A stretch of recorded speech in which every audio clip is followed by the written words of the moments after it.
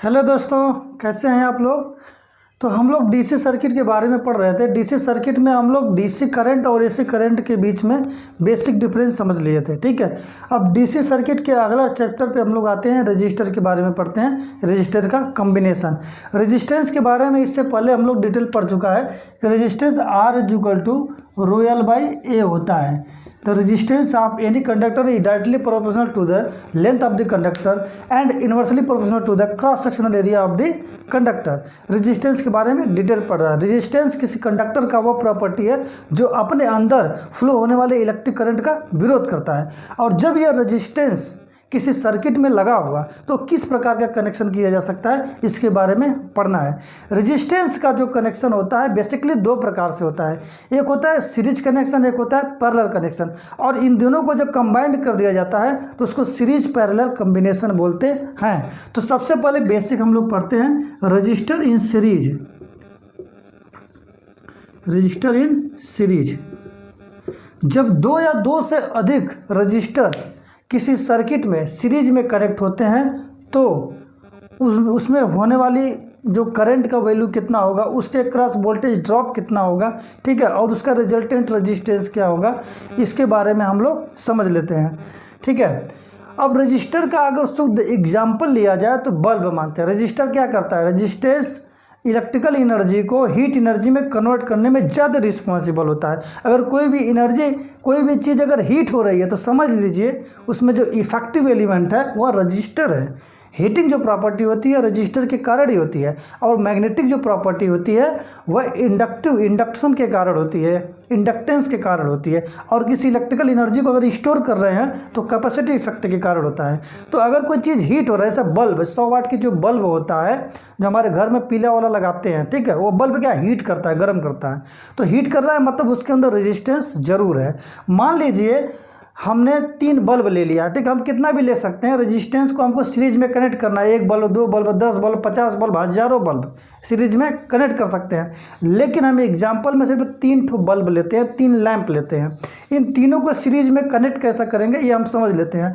ये मान लीजिए 3 लैंप ले लिया हमें, एक L1, एक L2 और एक L3, 3 लैंप ले लिया, ऐसे रखा हुआ है। ठीक है, इसमें 2 टर्मिनल, किसी भी टर्मिनल देखो 2 तार निकला रहता है। ठीक है, एक तार ये निकला, एक तार ये निकला है। ठीक है, ये लैंप है, ऐसे गोला बना देते हैं, ये लैंप है। ठीक है, ये बल्ब अंदर फिलामेंट है, ये फिलामेंट है जो टंगस्टन के तार होते हैं। इसकी जो गलनांक होती है, मेल्टिंग पॉइंट बहुत अधिक होती है ताकि टेम्परेचर अधिक होने से गले न।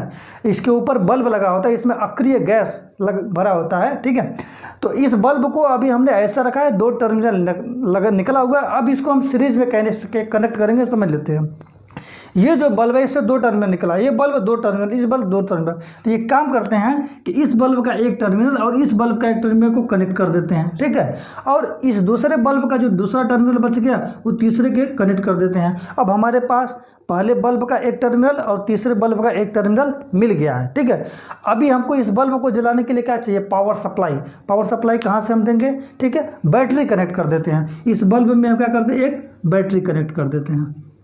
ठीक है, बैटरी हमने कनेक्ट कर दिया। यहाँ पर जो बड़ा वाला डंडा है वो पॉजिटिव को शो करता है, छोटा वाला डंडा निगेटिव शो करता है। किसी बैटरी का सिंबल होता है, और इस बल्ब को सीरीज में कनेक्ट करके जैसे ही हम बैटरी में सप्लाई दिए, मान लीजिए बैटरी की जो वोल्टेज है V है, कैपिटल V है, और जब V वोल्टेज सप्लाई दिए, सर्किट क्लोज है, तो क्या होने लगा, इलेक्ट्रिक करंट फ्लो होगा। ओम्स का लॉ, जब किसी सर्किट में, क्लोज सर्किट में हम इलेक्ट्रिक पोटेंशियल एनर्जी जब अप्लाई करते हैं तो उसके अंदर क्या होती है, इलेक्ट्रिक करंट फ्लो होने लगती है।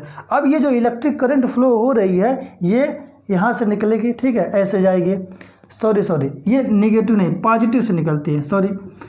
जो इलेक्ट्रिक करंट होती है ये पॉजिटिव से निकलती है। हमने बैटरी का पॉजिटिव टर्मिनल उधर बना दिया है तो उधर जाएगा, इधर बनाया होता तो इधर जाता। ठीक है, तो यहाँ से करंट जो है निकल रही है पॉजिटिव से, और ये यहाँ से आते आते आते बल्ब नंबर 3 में आ गई। अब यहाँ से आते आते क्या, इस फिलामेंट में घुसेगी, घूमते घूमते घूमते इस बल्ब को जला देगी, फिर वापस आ जाएगी।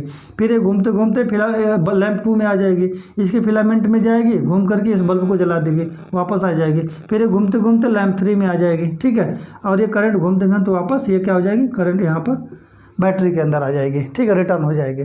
तो हम ये क्या देख रहे हैं इस सर्किट में कि जो सीरीज में जब हम इस लैंप को कनेक्ट कर रहे हैं और इसमें बैटरी भी अप्लाई कर रहे हैं तो इसके अंदर जो फ्लो होने वाला इलेक्ट्रिक करंट है वो तीनों बल्ब में, तीनों रेजिस्टेंस में या तीनों लोड में सेम फ्लो हो रहा है। आई एम्पियर करंट लैंप 3 में भी, लैंप 2 में भी, लैंप 1 में भी, तीनों लैंप में इलेक्ट्रिक करंट सेम फ्लो हो रहा है। यानी हम क्या देख रहे हैं, जब हम किसी रजिस्टर को सीरीज में कनेक्ट करते हैं तो नंबर ऑफ जितने रजिस्टर होते हैं उसमें फ्लो होने वाले इलेक्ट्रिक करंट की जो वैल्यू होती है सेम होती है। यदि किसी सर्किट में रजिस्टर के अंदर करंट फ्लो सेम हो रहा है तो मतलब वह रजिस्टर सीरीज में कनेक्टेड है।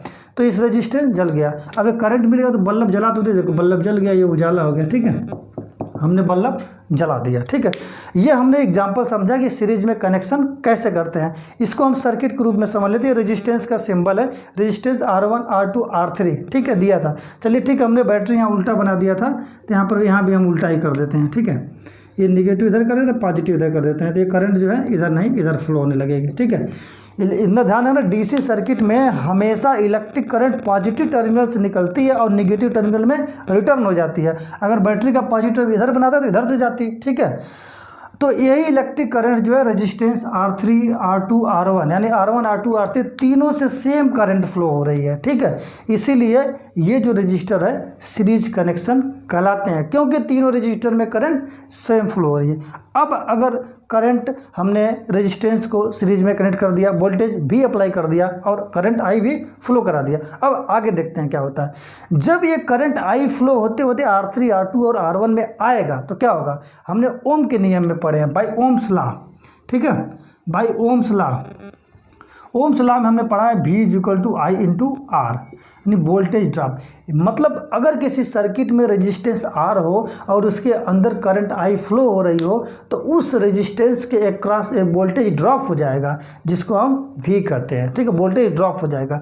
तो रेजिस्टेंस R1 है तो माना R1 के अक्रॉस जो वोल्टेज ड्रॉप हुआ वो V1 है, R2 के अक्रॉस जो हुआ V2 है और R3 के अक्रॉस जो हुआ वो V3 है। मतलब हम कह सकते हैं कि ये V1 की जो वैल्यू हो जाएगी, मतलब R1 रेजिस्टेंस यानी लैंप 1 के अक्रॉस जो वोल्टेज ड्रॉप हो जाएगी I × R1 हो गया, लैंप 2 के अक्रॉस जो हो जाएगी I × R2 हो गया, ठीक है, लैंप 3 के अक्रॉस जो हो जाएगी I × R3 हो जाएगा। ये तीनों लैंप क्या है, अपने अंदर वोल्टेज को ड्रॉप कर दे रहा है। अब ये क्या इलेक्ट्रिक पोटेंशियल एनर्जी है, ठीक है, पर कूलम आवेश में जो किया गया कार्य होता है, जो इलेक्ट्रिकल एनर्जी देते हैं, ठीक है, वही करते हैं। वोल्टेज एक प्रकार की एनर्जी है और ये एनर्जी हम दे रहे हैं 3 लैंप में। तो ये एनर्जी जो दे रहे हैं वो तीनों लैंप को क्या है, जलाने में खर्च कर दे रहा है। तो एनर्जी कंजर्वेशन लॉ क्या होता है, ऊर्जा संरक्षण का नियम, कि जो एनर्जी हम दे रहे हैं 3 भागों में बढ़ जा रही है। मतलब वोल्टेज जो भी हमने अप्लाई किया था, ठीक है, यह जो है 3 वोल्टेज में या 3 जगह वोल्टेज ड्रॉप हो गए, 3 बल्ब को जलाने में खर्च हो गए। तो वोल्टेज जो भी अप्लाई किया था वो तीनों जो वोल्टेज ड्रॉप है उनके योगफल के बराबर होता। अगर मान लीजिए एक बल्ब और जोड़ता R3 हो जाता प्लस V3 हो जाता, V4 हो जाता, V5 V6 V7 जितना चाहे उतना रजिस्टर इसमें हम जोड़ सकते हैं। तो ये जो वोल्टेज V अप्लाई किए हैं उस सभी के योगफल के बराबर हो जाएगा। अब समझिए, मान लीजिए R1 R2 R3 3 रजिस्टर हैं, ये मिल करके किसी सर्किट में फ्लो होने वाले इलेक्ट्रिक करंट को रोक रहे हैं, ठीक है। तो इनकी अलग अलग कैपेसिटी होगी, ठीक है। मान लीजिए पहाड़ है, ठीक है, ये जो है पहाड़ है, यहाँ से कोई पत्थर गिर रहा है, ठीक है, ये 100 किलो का पत्थर है, ठीक है, ये लुढ़कते लुढ़कते नीचे आ रहा है, एक आदमी यहाँ खड़ा है, ठीक है, इसके पास जो ताकत है वो 30 किलो पत्थर रोकने की है। इसने क्या किया, 30 किलो लुढ़क लुढ़क पत्थर यहाँ आ गया, ये रोक रहा है, नहीं रोक पा रहा है, फिर भी नीचे आ रहा है। फिर एक आदमी और आ गया थोड़ा मोटा तगड़ा, उसके पास रोकने की जो कैपेसिटी है वो 50 किलो पत्थर की है, तो ये 50 किलो रोक दिया। अब 50 और 30 कितना होगा, 80 kg रोकने की कैपेसिटी इसके पास हो गई। अब 20 kg होगा, एक आदमी और आ गया, 3 आदमी, अब इसकी जो कैपेसिटी है वो क्या है, 20 kg है। मतलब 3 आदमी ने मिल करके 100 kg पत्थर को रोक दिया। कहने का तात्पर्य है कि ये जो 3 आदमियों का जो पावर है, ठीक है, जो कैपेसिटी है रोकने की, वो टोटल कितना है। तो ये R1 R2 R3 तीनों को मिला करके कितना रेजिस्टेंस या कितना ये इलेक्ट्रिक करंट के फ्लो को रोक दे रहा है, तो मान लीजिए कैपिटल R हो गया, ठीक है, ये तीनों को मिला करके कैपिटल R हो गया, ठीक है। तीनों आदमी अपने ताकत लगा करके जो इस पत्थर को रोक रहे हैं, इन तीनों का ताकत को मिला दिया जाए वही कैपिटल R होगा, ठीक है। Total power, total resistance, total शक्ति जो रोकने की है। तो अब इस टोटल रेजिस्टेंस और इसमें करंट कितना I फ्लो हो रहा है, तो इस वोल्टेज का जो सप्लाई दिया है इसके वैल्यू कितना हो जाएगा, V equal to I into R. I current flow हो रही है और टोटल रेजिस्टेंस R है। और V1 की वैल्यू कितना निकाले हैं, I इंटू R1, और V2 की I इंटू R2, और V3 की I इंटू R3। ठीक है, अब यहाँ आई इसलिए लिया क्योंकि तीनों रेजिस्टेंस में करंट सेम फ्लो हो रही है, तो I equal to I common ले लेते हैं तो R1 plus R2 plus R3। ठीक है, अब आई कट जाएगा तो capital R is equal to R1 plus R2 plus R3। This is the formula of resistor when it is connected in series. ठीक है, अब मान लीजिए n number of resistor is connected in series, n number of resistor अगर series में connected हैं तब क्या होगा, तब Rn इज इक्वल टू हो जाएगा R1 plus R2 plus R3 plus dash dash dash Rn। ठीक है, टोटल RT टोटल जो रेजिस्टेंस जो हो जाएगा टोटल नंबर ऑफ रजिस्टर का योगफल के बराबर हो जाएगा। ये जब कोई रजिस्टर को हम सीरीज में कनेक्ट करते हैं उसका फार्मूला हो गया। अब दूसरा पढ़ते हैं, जो when resistor are connected in parallel then what will be resultant resistance. ठीक है, ये कैपिटल आर रिजल्टेंट रेजिस्टेंस है। ठीक है, मतलब तीनों रेजिस्टेंस मिल करके कितना रोक ले रहे हैं, टोटल रिजल्टेंट। जब हम किसी रजिस्टर को सीरीज में कनेक्ट करते हैं तो मैक्सिमम रेजिस्टेंस हमको प्राप्त होता है क्योंकि इसके योगफल के बराबर होता है। अब मान लीजिए यही रजिस्टर पैरेलल में क्या होगा कि जो रजिस्टर है इन तीनों रजिस्टर के क्रॉस सेम वोल्टेज प्राप्त हो। ठीक है, ये बैटरी की सप्लाई हमने दे दिया, मतलब ये रजिस्टर्स R1 मान लिया लैंप 1 लैंप 2 लैंप 3 तीनों का रजिस्टर R1 R2 और R3 हो गया। ठीक है, इसमें हम वोल्टेज भी अप्लाई किए, करंट I फ्लो हुआ। अब जब करंट I फ्लो हो रहा है तो फ्लो होते होते आई यहाँ आराम से आई आएगा। ठीक है, लेकिन आगे क्या हो रहा है, तीन रेजिस्टेंस लगे हैं वो भी पैरेलल में, एक ही सर्किट में नहीं है, तो ये क्या है तीन भागों में बढ़ जाएगा। मान लीजिए R1 रेजिस्टेंस में करंट I1 फ्लो हो रहा है, R2 रेजिस्टेंस में I2 फ्लो हो रहा है और R3 रेजिस्टेंस में I3 फ्लो हो रहा है। ठीक है, जब हम वोल्टेज V अप्लाई किए तो इसमें जो I करंट फ्लो हो रहा था वो तीनों रजिस्टर, इसमें n नंबर ऑफ रजिस्टर हो सकते हैं, R4 R5 R6 R7 Rn हो सकते हैं, तो टोटल इसमें सीरीज में उतने भाग में करंट डिवाइड हो जाएगा। ठीक है, हमारे घर में जो सप्लाई होती है, चाहे बल्ब हो, चाहे टीवी हो, चाहे कूलर हो, चाहे पंखा हो, वो सारा पैरेलल में ही कनेक्शन होता है। घरों की वायरिंग पैरेलल में किया जाता है, सीरीज में नहीं किया जाता है। पैरेलल में क्यों किया जाता है इसके बारे में हम बाद में डिस्कस करेंगे। ठीक है, तो ये जो करंट I फ्लो हो रही है तीन भाग में डिवाइड हो गए। अब देखिए ये जो वोल्टेज V हम अप्लाई किए हैं ये R3 के अक्रॉस भी वोल्टेज V ही है और R2 के अक्रॉस भी वोल्टेज V ही है और R1 के अक्रॉस भी वोल्टेज V है। मतलब तीनों रजिस्टर को जो हम वोल्टेज सप्लाई कर रहे हैं वह सेम वोल्टेज पर है। उसमें क्या है, सीरीज में वोल्टेज डिवाइड हो जा रहे थे V1 V2 V3 क्योंकि सीरीज में कनेक्टेड थे। यहाँ पर सभी का टर्मिनल जो है इसका दोनों टर्मिनल, इसका दोनों टर्मिनल, तीनों का दोनों जो टर्मिनल है वो वोल्टेज V से कनेक्टेड है। अर्थात यह कह सकते हैं कि जब कोई रजिस्टर सीरीज पैरेलल में कनेक्टेड होता है तो उसके क्रॉस जो वोल्टेज होता है वह सेम होता है। देखिए सीरीज और पैरेलल में बेसिक डिफरेंस ही हो गया। जब सीरीज कॉम्बिनेशन होता है तो उसमें सभी रजिस्टर में फ्लो होने वाले इलेक्ट्रिक करंट सेम होते हैं और जब पैरेलल होता है तो सभी रजिस्टर के अक्रॉस जो इलेक्ट्रिकल पोटेंशियल वोल्टेज जो होता है, इलेक्ट्रिक पोटेंशियल या वोल्टेज जो होता है वो सेम होता है। ठीक है, अब ये जो करंट होता है, ठीक है, I1 I2 R3 इसमें फ्लो हुआ। ठीक है, अब ये जो टोटल करंट I है, ठीक है, ये कितने भाग में बढ़ जा रही है, I1 plus I2 plus I3 तीन भाग में बट गई। ठीक है, ये KVL KCL ला जब हम किरचॉफ्स का लॉ पढ़ेंगे तब पता चल जाएगा क्या होगा, लेकिन सिंपल ही यहाँ दिख रहा है कि अगर 10 किलो पानी यहाँ पर फ्लो हो रहा है, 3 तो पाइप लगा है, 2 किलो पाइप उधर चल गया, 5 किलो इधर, 3 किलो इधर, तो वही हुआ ना, मतलब तीन भाग में डिवाइड हो जा रहा है ये करंट।